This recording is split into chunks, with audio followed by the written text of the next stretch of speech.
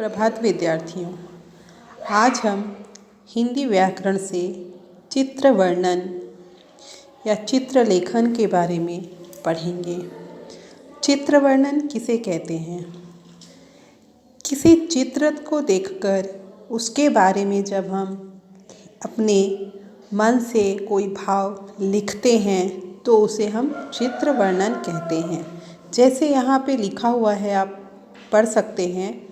चित्र देखकर उसके विषय में बताना चित्र वर्णन कहलाता है। चित्र वर्णन में एक चित्र दिया जाता है, उस चित्र को देखकर मन में जो भाव आते हैं उन्हीं भावों को लिखकर चित्र का वर्णन किया जाता है। चित्र वर्णन करते समय कुछ बातों को ध्यान में रखना बहुत ज़रूरी होता है। कौन कौन सी है वो बातें? पहले दिया है, चित्र को ध्यान से देखिए। जो चित्र दिया जाएगा उसको सबसे पहले क्या करना पड़ेगा? ध्यान से देखना पड़ेगा। दूसरा है, चित्र से संबंधित वस्तुओं पर भी ध्यान दीजिए।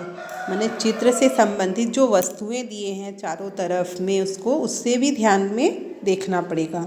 फिर अब छोटे छोटे वाक्यों में चित्र और उसके आसपास की चीज़ों का वर्णन करना शुरू कीजिए। मतलब छोटे छोटे वाक्य में, हमको ज़्यादा बड़ा वाक्य नहीं लिखना है चित्र वर्णन में, ठीक है? और जो वाक्य लिखेंगे वो सरल और सहज भाषा में लिखेंगे।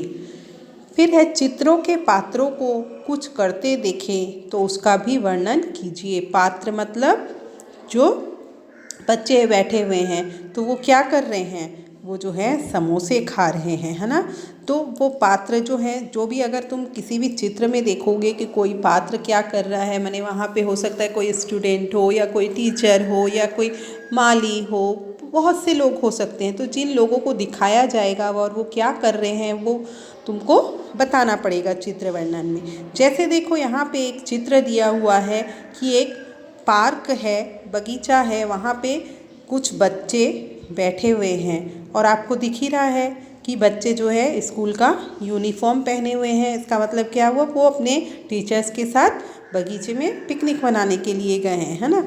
तो यहाँ पे हम लोग पढ़ते हैं आगे में कि इस चित्र वर्णन में क्या लिखा है इस चित्र के बारे में। जैसे यहाँ लिखा है, यह एक बगीचे का चित्र है। बगीचे में चारों तरफ हरियाली है। बगीचे में क्या होता है? हरियाली रहती है ना, चारों तरफ से हवाएं आती रहती है शुद्ध, और चारों तरफ हरा हरा रहता है। तो कुछ बच्चे अपने विद्यालय की वर्दी पहनकर बैठे हैं। वर्दी मतलब स्कूल ड्रेस। उन्होंने एक चादर बिछा रखी है, चादर पर बैठे हैं वो, जिस पर खाने पीने का कुछ सामान भी है। उन बच्चों के साथ उनकी अध्यापिका भी है। शायद वो बच्चे अपनी अध्यापिका के साथ पिकनिक मनाने आए हैं। बच्चों में कुछ लड़के और कुछ लड़कियां हैं। सभी आपस में मिल बांटकर खाना खा रहे हैं।